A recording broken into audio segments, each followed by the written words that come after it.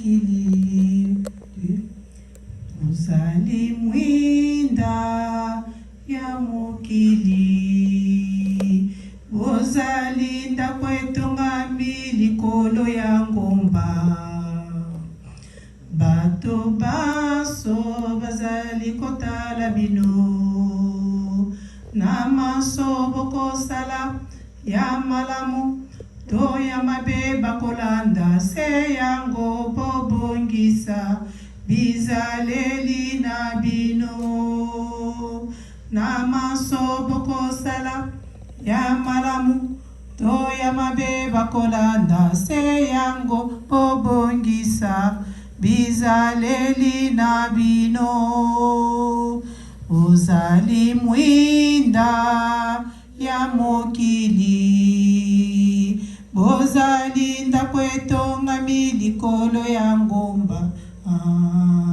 bato baso bazali kotala bino na maso bokosala ya malamu to ya mabe bakolanda se yango bobongisa bizaleli na bino na maso bokosala ya malamu to ya mabe bakolanda se yango bobongisa bizaleli na bino bandimi nzambe akosaka te alobi polele te bokosepela bandimi nzambe akosaka te alobi polele te bokosepela omoni osepeli te loba yocoli maloba matata kisolokeli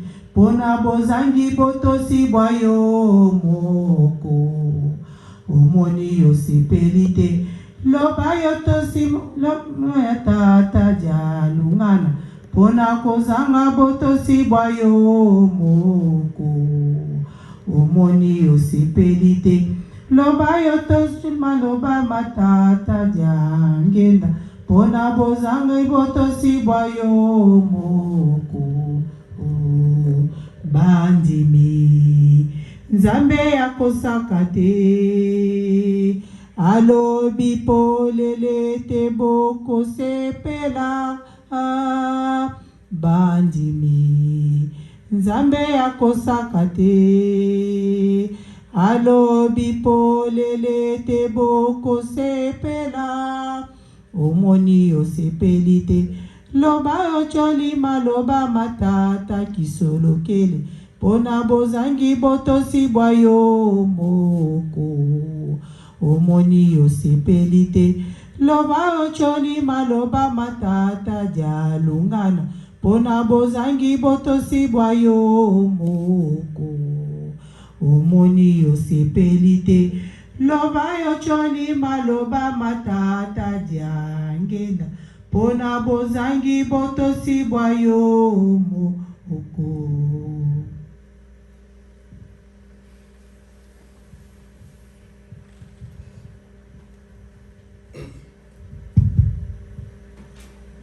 Na kombo ya tata mwana mpe molimo santo mpona ngai programme ya te esuki wana programme ezali kocontinue epai ya papa pasteur Lungutila na sukisi bongo na kombo ya tata mwana mpe molimo santo amen.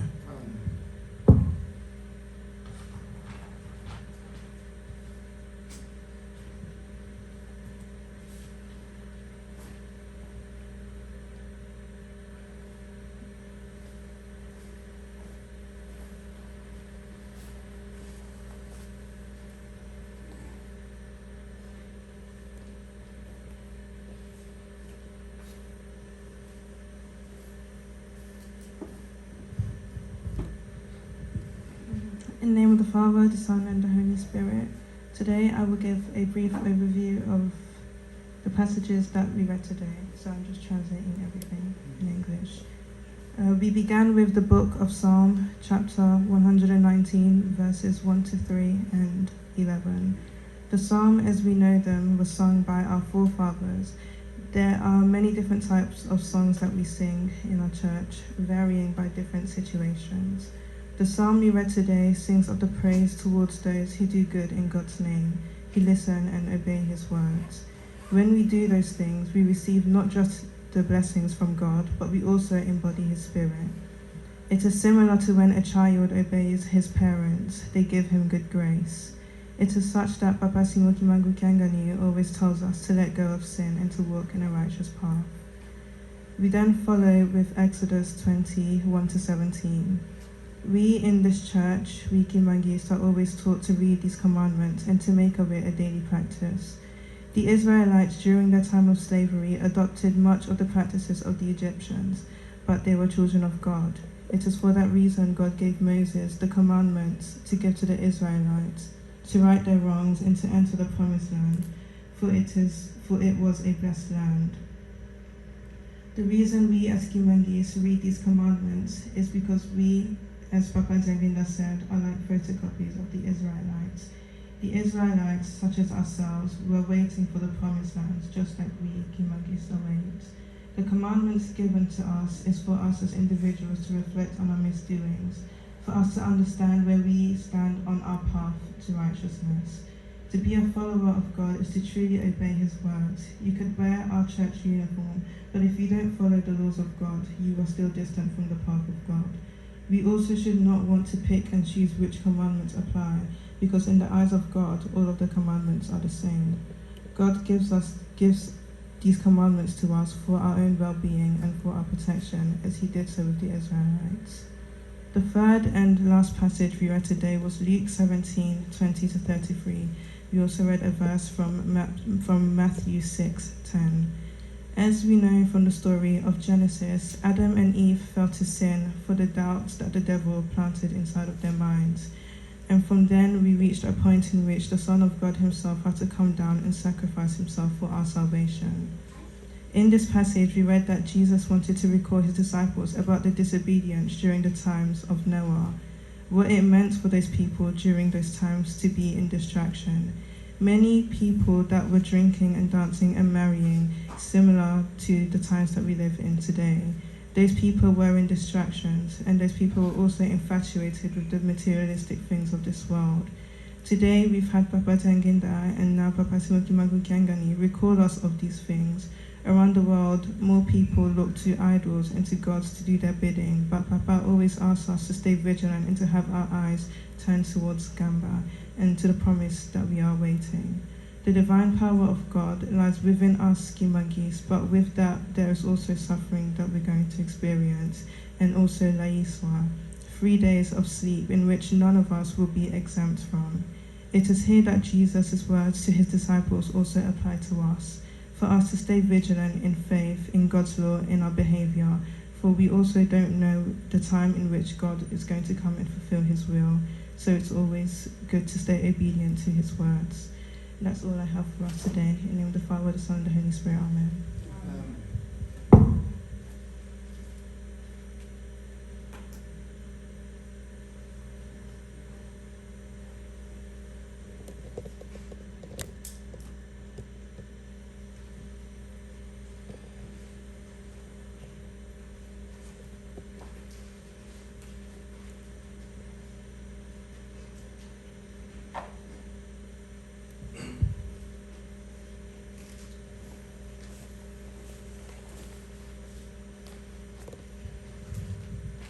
Na kombo ya tata pe ya mwana pe tata molimo mosantu. Kimbangiste oye! Oye! Kimbangiste oye! Oye! Kimbangiste oye!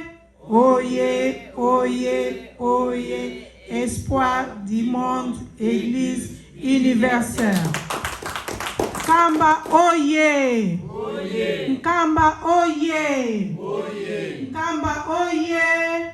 Oye! Oye! Oye! Yerusalemu yapa Jibunanga Tata Nzambi Fumu Yesu Ye Tata Mwanda Mwelelaya.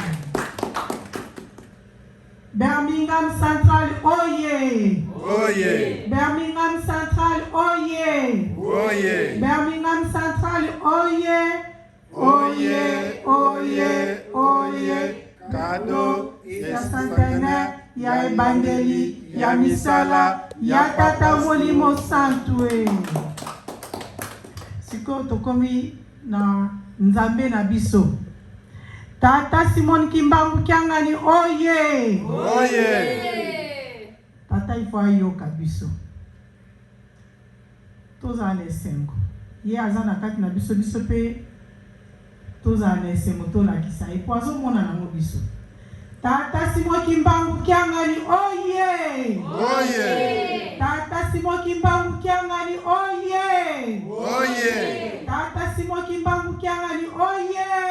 Oye, oye, oye, Tata Simon Kimbangu Kiangani, mwana velela, wazola, wale bizola, kaka ye kaka, yani kaka, yani kaka, yani kaka Ebeto kie, ebeto, yeah, toza na nzambe na biso. Oui, toza na nzambe na biso ya solo. Poete abateli biso semaine mobimba. Na tango oyo mokili eza ya koningana, me misu na ye etali place bana na ye nyonso bazali. Ya solo toyoki mateya kitoko, bile kitoko, nakanisi mutu nyonso azali awa, aningani na kati ya motema. Osoko ningani te, lobake, motema na yo ekangami place mususu. Tosala makasi mitema na biso ezala esika nzambe na biso azali. No, mutu atei biso lelo ezali tata Longi, papa Naze. Ye azali papa Longi na paroisse na biso na paroisse na biso de Londres. Atei biso na mukandami Psaume 119, 1 à 3 et puis 11. Exode 21 à 17. Luc 17, 20 à 33. Matthieu 6 à 10. Et Seigneur, vraiment, passage wana eza vraiment makasi eza motuya. Eza kotalisa ndenge nini likambo ezolekela biso na mikolo yo. Tozala bana tata Nzambe po to meditaka makambo baza koloba na biso, to kende kobwaka kango te po esunga biso na nzela oyo toza kotraverse ya pasi na mikolo oyo. Tokomi na ba communiquer na biso ya lelo. Lingomba ezali kaka ko rappeler biso na tina etali ngonga na biso. C'est vrai to bandaka awa 14h à 18h. Ce qui tokomi avant to regagner pe temps na biso po to sala nyonso oyo to bongisaki na mukolo oyo to bongisaka na mukolo na biso ya dimanche. Yangwana esengeli biso nyonso to bonga makasa samedi. Toyoki deja ndenge baza kobelela biso na tina likambo oyo etali mobeko ya dimanche. To sala makasi. Samedi to bongisa makambo na biso nyonso. Mukolo oyo tata Nzambe to beta libaku te. Ezala penza ya ye moko. Ye mutu aza kotambusa biso. Toza na biso batu pamba. To sala makasi eza pasi na nzoto me na molimo soki tosengi akosunga biso. Yangwana tokobandaka 14h à 18h. Communiqué oyo elandi ezali na tina botongi nkamba. Kamba ezali mboka oyo Yohani amonaki. Ezali Yerusalemu ya sika oyo eutaki na likolo ekiti na se. Kuna nde mokili asike kosalema. Toza komona ndenge eza kotongama. Likambo moko eza kokota na esika na yango. Nde tokomona ndenge mokili oyo tofandaka oyo ya masumu ndenge ezali kuna pe nyonso wana oyo ezalaka likolo ekozala kuna. Bandaku oyo biso tokofandela nde kuna totongaka. Malgré na toza na miso ya masumu tozomona te, me yango nde toza kowela. Towela oyo tokotika te. Potala ebele ya bato bakufi batike nyonso. Bazaki kokima bambango na sala bwe pona zala riche na sala bwe pona somba boy. Me etikali. Tokanisa likambo wana po ete tobikisa bomo na biso. Tomi pesa nde na yango. Yango nde mutu ozotonga ndaku na ozotongela ngo papa Simon Kiangani te ya yo moko ndaku na yo moko. Donc soki bakateli biso bikateli kokanga mutema te mitana ya yo moko. ata 5 livres ya pamba, ata 2 livres, ata 1 livre pesa kombo na yo ekota nzambe akokomisa kaka kombo na yo na mwa muke oyo opesi koyima pete yango nde toza koluka tina toza nango awa na mokilo ya pasi tozobunda nde po tokota na ndako wana na tina bakarte na biso tobosana te ya bandimi tosala makasi tofutaka yango tobosana yango te wana eza laisser passer na biso mpona kokota na ndako ya tata na mboka na ye ya sika rent na biso pe na ndako oyo tofandaka esika oyo uta le 9 mai papa apesa biso yango apesi biso ya biso moko privé te mais esika asali po ete akutanaka na biso bana ya oyo tofandi na province nzinga ya Birmingham oyo tozali tobosana te tokataki ete tobana kosalaka 50 livres na mutu moko chaque mois chaque fin du mois tokangisi po tozangisa esika oyo te tofutaka tozala na nyongo te pamba te awa nde tokutanaka na tata Simon Kimbangu samedi oyo eza koya ya le 17 juillet ezali papa pasteur Sami Lungutila asengi na biso nyonso surtout biso baye tozali na mokumba ya kotambwisa seli oyo tozala tokutana le 17 juillet en tout cas tokotia yango na kati ya plateforme na biso esika nini oyo tokozalela mais totia déjà ke date ezali pona tina ya kosolola masololo ya lolenge na makambo etali kotambwisa lingomba sengeli toyeba nyonso totambolaka ndenge nini tosala lokola totambola ngulungulu te toyeba mibeko pe makambo nini esengaka pona kotambwisa lingomba ya tata Molimo Mosantu dimanche oyo ezali koya ezali dimanche oyo tobengi yango ekozala matondo ya wana tobengaka yango mpona bana ya retraite na koreki pe dimanche ekozala le 18 mais fete yango ekotombe samedi ya le 17 ezali fete ya bana ya retraite toyebi yango bana ya retraite place oyo bango bazali kolela na tina ya bokonzi ya nzambe ekita pe na bapasi oyo toza nango na mokili oyo ezali oyo nyonso oza nango bongisi mpona kokabela nzambe na yo donc dimanche papa pasteur ye moko ntango akoleka akobetela yango sete akoexplike bien mpona tina ya koleisa bapaya biso na Birmingham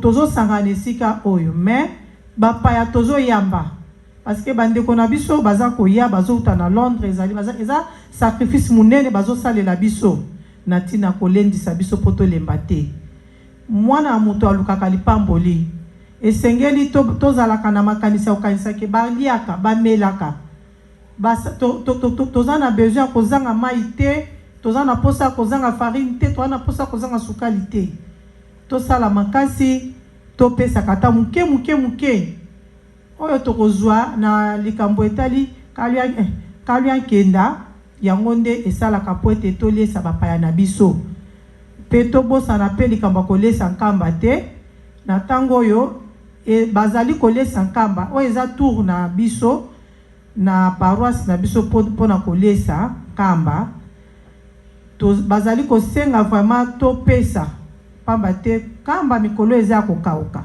ata botali na kati ya ratel kindenge bazotia live bozomona bato baza mingi te biso baye toza libanda nde toliesaka tosala makasi tozala na bolingo wana po biso pe tant tozalaka bapaya tokendaka kuna baliesaka biso tomemaka eloko te toliaka na barestaurant wana boyebi banani bapesaka kaka bandimi nde bayaka na badon wana mpona koluka lipamboli biso pe fo toluka yango toleki na communiqué ya libala tozali na libala ya petwa ezali na bandeko na biso bakouta na mboka ya Italie pamba te kuna église eza te lingomba eza kuna te yango bazali koya kosala libala na bango awa na Angleterre libala ezali ya tata Bibudi Biamakanda Noël, mwana ya tata Bibudi Biamakanda Sami, na mama Masanga Lusitisa Pauline, na mboka ya Congo Central. Akosala libala ya petwa na mama Longo Chimweka Niklet, mwana ya tata Baza Chimweka, na mama Pemba Babala, na mboka ya Congo Central. Bango bakobala na mukolo mwa samedi le 14 août 2021 oyo. À partir ya 14h na paroisse de Londres, kuna na ville ya Londres. Tata Bibudi Biamakanda Noël azali mwana ya nganga nzambe. Mama Longo Chimwenka Niklet azali choriste ya Koreki, membre ya prescripe ba volontaire. Libala ekosalema na mama pasteur Brigitte Mboyo. Ekomami na papa pasteur Pierre Diangang, représentant pasteur responsable ya paroisse de Londres. Yango esengeli biso pe tozala na bolingo pamba te ngonga ekomi muke le 14 ezali année mois prochain tosala makasi to luka muke to okangisa po tosomba pe kado na biso na selire na biso tozala pona ko sepelisa bandeko na biso lolenge tosalaka. Siko toleki na tango ya kopesa na mbote. Kimbangiste oye! Kimbangiste oye! Kimbangiste oye! Oye, oye, oye! Espoir du monde, Église universelle.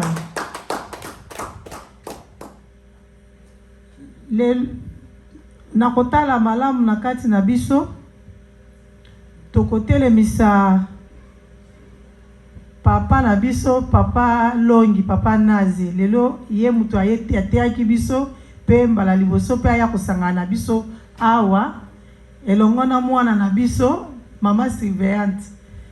Bango bayaki pona kopesa biso maboko na mama protocole na biso pe totelemisi bango na komba tata mwana pe tata molimo mosantu. Musique.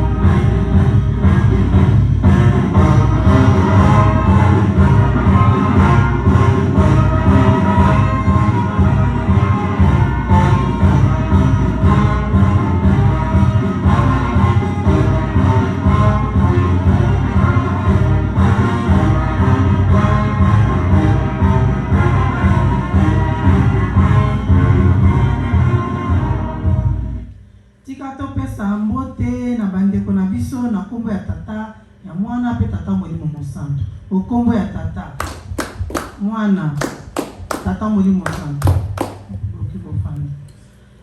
Siko tokotelemisa batambwisi ya paroisse, batambwisi balongi baonyaso bazali kotambwisa biso na kombo ya tata mwana pe tata molimo santu.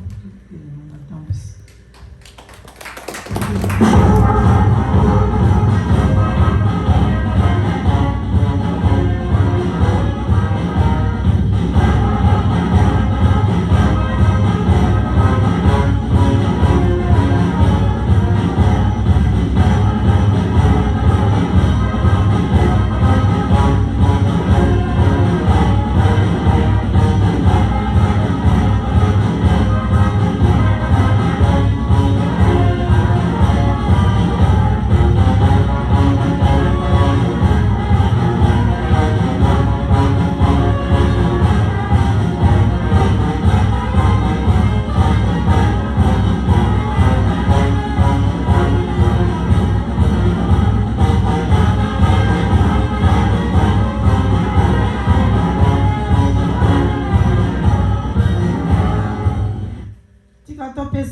batambusi na biso bazali kotambusa biso okombo ya Nzambe Tata Mwana pe Tata Molimo Mosantu. Okombo ya Tata Mwana Tata Molimo Mosantu.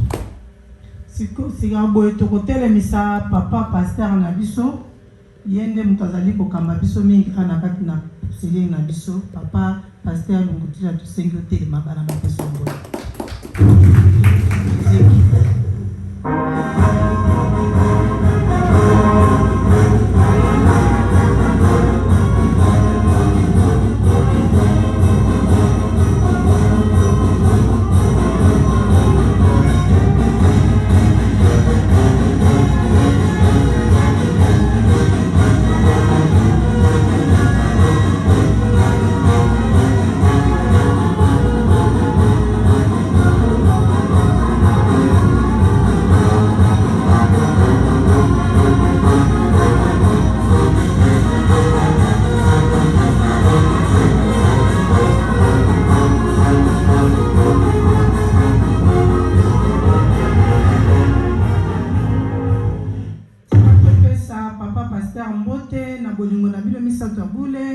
Na kombo ya Tata ya Mwana Nzambe Tata Molimo Mosantu. Papa na mbezali na yo.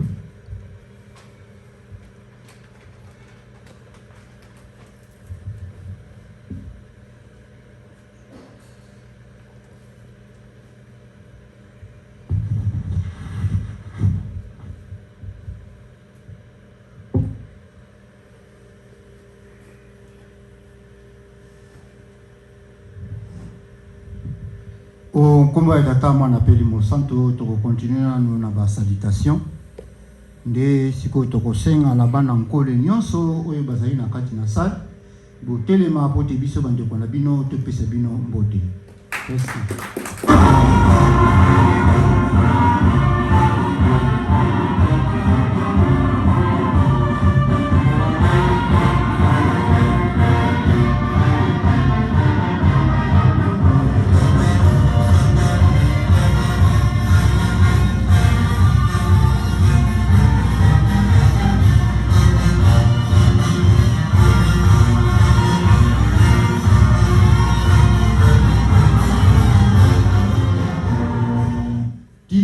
Pesa bande kwa biso mbote yesengo na kombo ya Tata Mwana Peli Mosantu. Kombo Tata ya Mwana Peli Mosantu.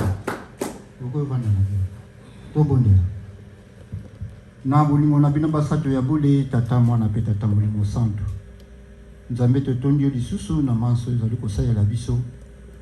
Pamba te utato kotaki na libondela ya moto benga ki bino basato ya bule boza na biso. Bo kompane biso na kilti na biso tikino to kosokisa yango papa bino bozali kati na biso bozali ko accompagner biso ya solo toyoki matei papa ndongi apesi biso na tango na temi lisusu kopesa liloba moko to mibale na kati na bana na yo kotala teke na ko détruire oyo tozi moko mibale na kobakisa epesa lisusu makasi na kati na biso bokese ke musika nguya mapambo ningo mikemoneza na kati na biso libela na kombo ya Tata Mwana pe Tata Molimo Mosantu. Amen. Na kombo ya Tata Mwana Peli Mosantu ya solo mingi vraiment ya kolobezalité. Pamba te tango na biso se pusani toyokana keke tokosisa kete na biso mamuke avant po te tomeka kosola muke na ntina na milulu oyo tokozala nango na mokolo na yenga. Na banzi tolandi matei oyo papa Ndongi atei biso. Soki bakoteyaka biso po ete toko kobongana na mokolo na suka toko kozwa lobiko. Na ko bakisaka kama muke na lite ya pesi biso papa Ndongi alobi biso likambo ya laiswa. Na banzi biso banso tozali ya tokolandaka nkamba maloba ya papa Simiki Mbangu Kiangani. Tangu mingi soki pa lobi likambo ya laiswa akolobelaka biso likambo ya nkona. Ki soki tozo exemple kozali na nguba oza na nguba ya kopola okamati nguba wana oloni yango na mabele nguba wana ekobota te pamba te nguba wana eza deja ya kopola kasi soko kamati nguba ya kitoko oyo yali fresh vraiment tango okona yango nguba wana osani ekobota ya mwana toke na mukanda bomoi na mukanda ya Matthieu chapitre 13 12 1 à 9 kuna balobeli biso likambo ya bapesi biso lisese ya mokoni elanga balobi ete mokoni elanga akende kokona nkona na ye nkona moko ekwei na nzela bandeke baye bale yango nkona mususu ekwei likolo na mabanga po ezali ke zelo pende ezate nkona wana ebotaki nango metango moye yaki nkona wana ekaukaki ke nkona mususu sikoyo ke ekweyaki vraiment na place ya mabele ya propre nkona wana ebotaki ngi papa simoki mbango ke na tango wana soki ozali nkona ya kopola tango tokolala pongi ya 3 jours okolamuka te pamba te oza ya kopola oyo nde akozala na petwa ye wana nde akolamuka après mpongi ya mikolo misato donc bandeko bangai tozala vraiment nkona oyo ekweyaki esika ya kitoko oyo ebotaki mbuma mokama na mokama nde babiso na kati ya mokanda ya Matthieu chapitre 13 1 à 9 mwa moke na koya kobakisa mpona Matei kaka mbele yango wana.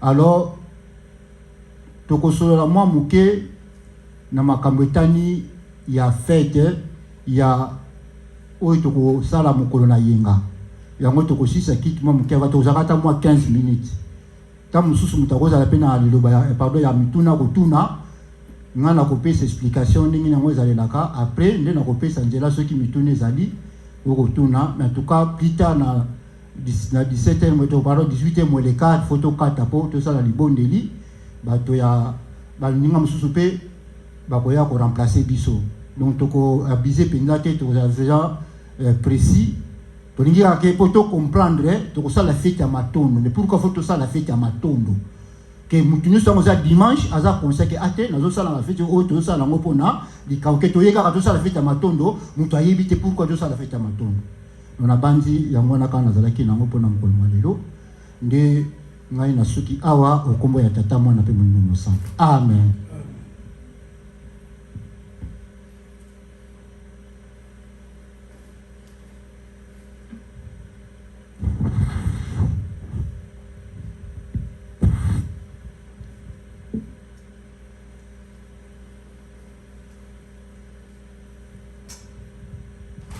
Tika totondama ye papa apesi biso na kombo ya Nzambe tata mwana pe tata Molimo Santo kombo ya tata mwana tata Molimo Santo.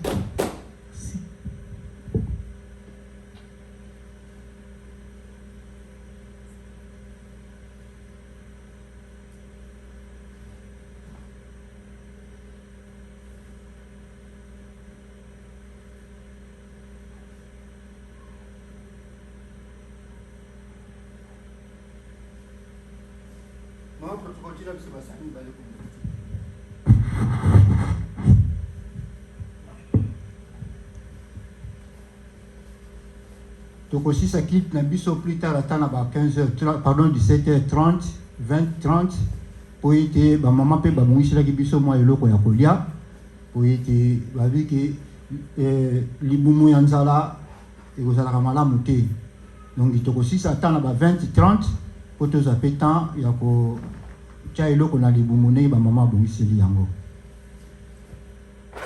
toleki na présence pe nkayilo ankenda papa ndongi bomoni papa ndongi musala osala yango yo pe ya kosalisa ntintsani donc lelo mtaosalisa biso ntintsani ya kozala yemoko papa ndongi tobi ke biso bakimbangise partout ke ozala bapaya tete ngala za mopaya ngana sambelaka awa tete moyena sala boizali te donc biso ke bato nyuso tokendaka ozala okenda France okende okende Belgique ngala za partout na kende ke soki na komi na lata vraiment molato na ya kinganga Nzambe.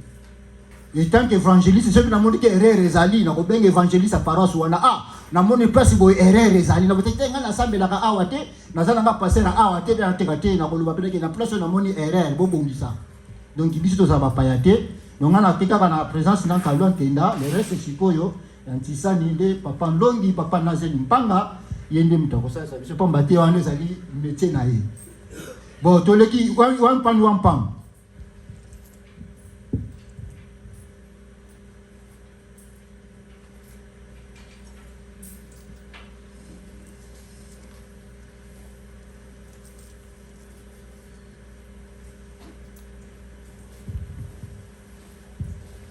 Présence là kailo kenda one pound.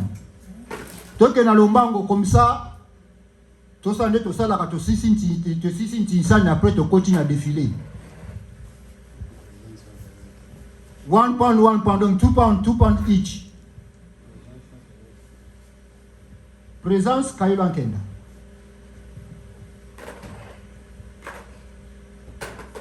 One pound, tole kana lombango comme ça. Tole kana chinchani.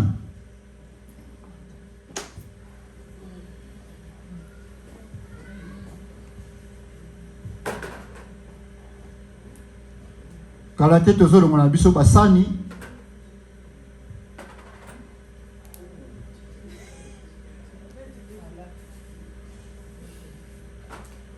Ninge tolobaki kalon kenda ezaka ate mbongo eloko nyonso kaka oyo koki oye nango ninge mama auti ko na biso ake to yambaka bapaya foko lesa bango ninge mama memi biso mwa nini ya paquet ya farine ikate deja emonani donc nyonso wana ezali kaka pona nini misala ya papa Simoni Kimbangu ekende liboso.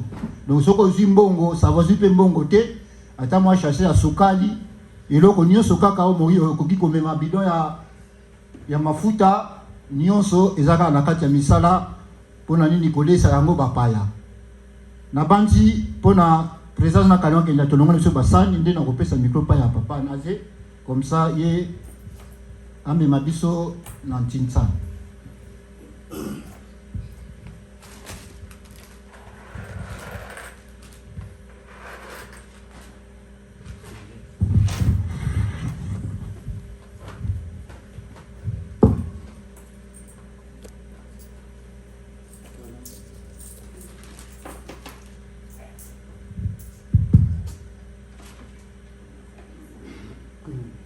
Ba tata pe ba mama na komba tata mona pe Molimo Santo ba sali mibale ezana liboso na kanisi to erozo biso tan mingi te to kosala musala ba professionnel lelo zeli moko lenga balo ba kanda ko nzambe ba yaka ngo maboko pamba te biso na église kimbangiste to zana ba to pesa ba biso mbongo te papa Simon Kimbangu ba tuna kiana ba belge yo Kimbangu lingo sala lingomba est-ce que vous avez na mbongo yazo ba giete ba tuna ngai te mbongo na ngai nango batata basali mibale ezali sani eza na loboko na ngai ya mwasi eza sani ya bamama oyo eza na loboko na ngai ya mobali ezali sani ya batata donc nyonso oyo omemaki mpo na nzambe na yo na mokoma lelo memela biso yango mpo te osepelisa nzambe na yo nani oyo akopesa biso coup d'envoi 10 livres 20 livres 30 livres 40 livres 50 livres 100 livres ndenge Molimo Santo akambi yo nyonso yo bombelaki nzambe na yo memela ye tango ya misala yango ekoki tata to mama nini akopesa biso coup d'envoi ndenge tolobi basali mibale eza na liboso oyo ezali sani ya bamama na loboko na ngai ya mwasi na loboko na ngai ya mobali sani ya batata sani ya bamama beta maboko bamamoye 10 livres bamamoye beta maboko mama protocole apesi biso 10 livres nani lisusu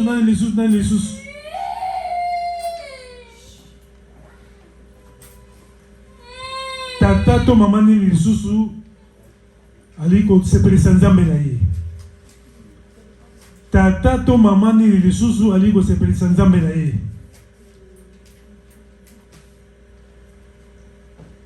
basali mibale eza na liboso ozali kobenga beta maboko bamamoye mama apesi biso 5 livres nani lisusu bamamoye beta maboko bamamoye mama apesi biso 5 livres beta maboko bamamoye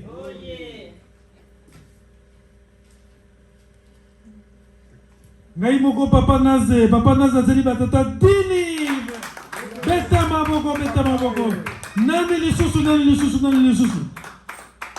Basana mibale ezana liboso. Beta maboko. Batato ye. Beta maboko. Ye pena mama mwilu tika ye. Aso sala musala na ye mama mwilu. Nani lisusu.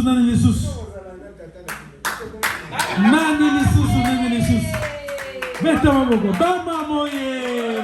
Beta maboko. Délivre. Maman, je t'ai besoin de délivre. Beta maboko. Tout dans la pied gauche, on va faire 5 livres. Nani lisusu. Nani a tiré la bombe. Tata, ton maman a tiré dans quelque chose. Nani a tiré dans quelque chose de ce qu'on fait là. Tu as vu ça, la professionnel. Il dit qu'il y a gagné temps, il y a ça. Nous sommes là qui n'est pas. Online. Ah, beta maboko. Combien on a? Beta maboko. Donc, si on a tel coup là, bata to comme 30 livres. Pour délivrer une espèce, on délivre balexi na Hollande. N'a des sous. C'est ça on a vu sur les années qu'on continue. Non. Ok. Beta maboko. Papa te dit l'émission 20 livres. Batato ye. Donc batato to combien na 50 livres.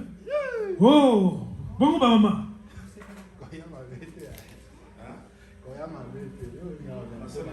Maman tu as 45 livres. Batata 50 livres. Batata tu as gagner fondation de l'église. Batata fondation de l'église. Beta maman. Nani les sous. Batata bazali ko maintenant 5 livres. Batata 50 livres. Ba maman 45 livres. Batata 50 livres. Ba maman 45 livres. Ba maman 5 livres na 50 livres. Maman ni dia ko batile 5 livres to ko kana batata. Batata to na 50 livres, ba maman 45 livres. 5 livres na ba maman porte tout ça la chiffre na 50 livres. Maman ni les choses. Maman ni a ko pesa 5 livres. La as de la kimbe. Para se que ben na bo. Vous voyez? Kana que ben na bo. Ni no que ben na bo.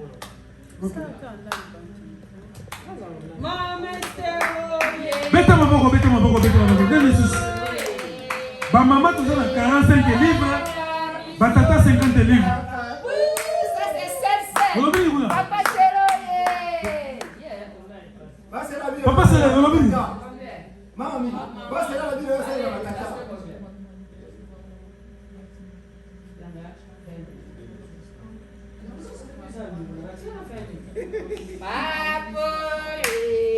Soko le le le so ezali yo pe papa c'est donc yom to ta beta maboko ba maman ye maman protocole maman mami a pesi 20 livres ba maman to komi na 65 livres ba tata to tiré na 50 livres papa na zele kana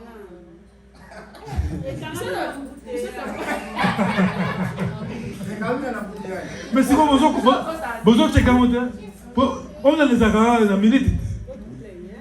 Parce que on ça comme si t'as besoin de mon habit te toper sur manette. Dans ça lunette moi. T'as sur la lunette. Ya voilà. Batata combien? Batata pe maman mais ça la mission c'est de continuer. Nyonso bon ça qui nzambe na yo. Atabote bakale. Kosi bakale.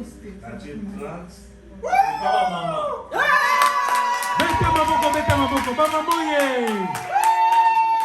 Alinga musala. Tatoyo.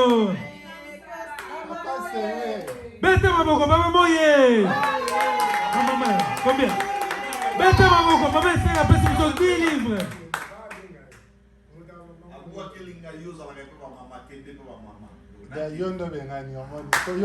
Donc, ba maman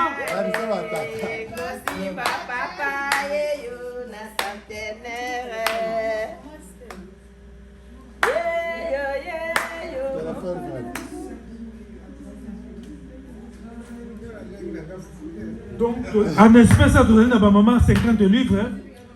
Plus 50 livres, 20 livres à maman, mamie, 30 livres à papa, c'est là, 50 livres. Donc, maman va comme 115 livres. Maman va comme 115 livres. Batata doit tirer dans 50 livres. Batata doit tirer dans 50 livres. Maman va comme 115 livres. Tata nini ya motema malamu akopesa biso coup d'envoi. Il y a 10 livres, 20 livres.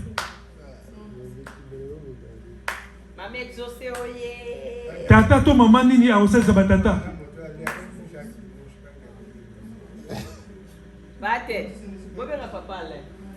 Tata to maman nini akopesa biso coup d'envoi. Il y a 10 livres.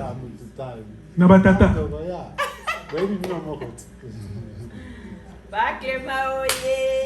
Nani lisusu? Nani atikana na quelque chose? Nani atikana na quelque chose?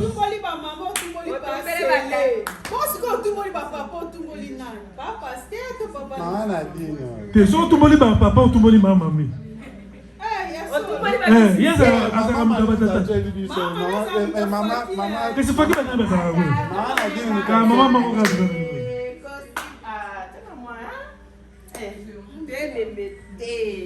Nani lisusu? Basela ngaba musicien.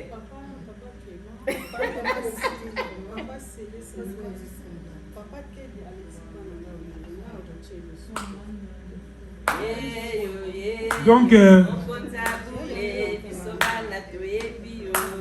batata 50, ma maman 115. Vraiment, nana goyoka ya batata mawa. Nana goyoka ya batata mawa. Nani agoyoka ya batata mawa.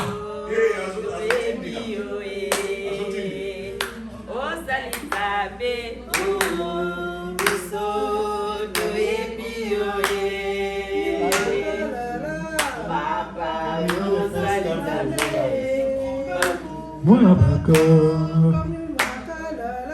Atayo Zalizambe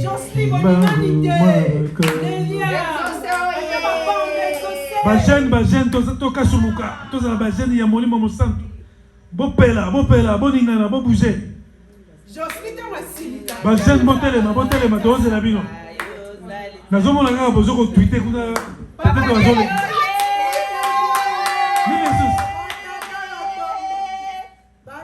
combien kuna?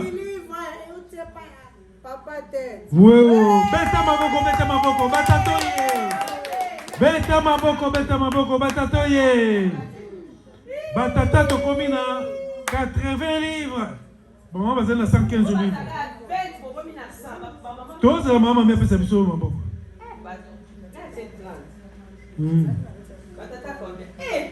80. T'es 80. Monsieur les qui ont là 80.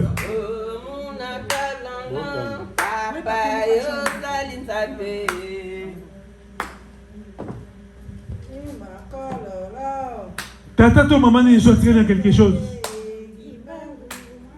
Tokata. Nana tiré dans bon na ye.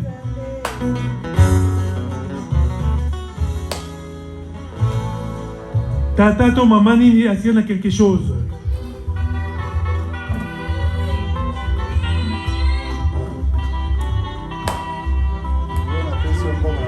Misal na biso zali ko continuer.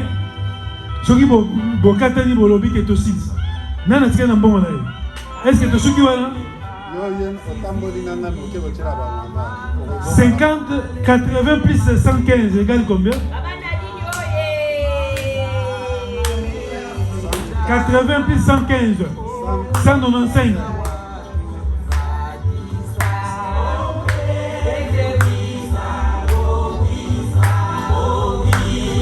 80 plus 15 et puis si sur 195. 15 livres dans 200 livres.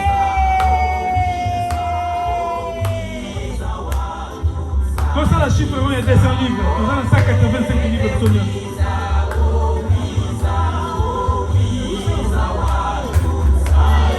Besa maboko, baba moye.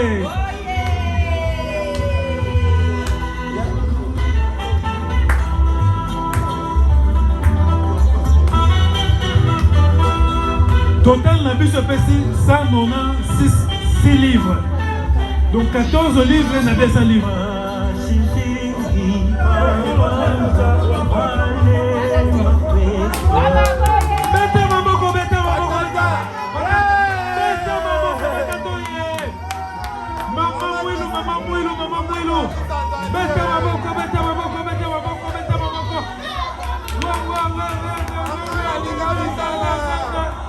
Mama Wilu Kiamanga.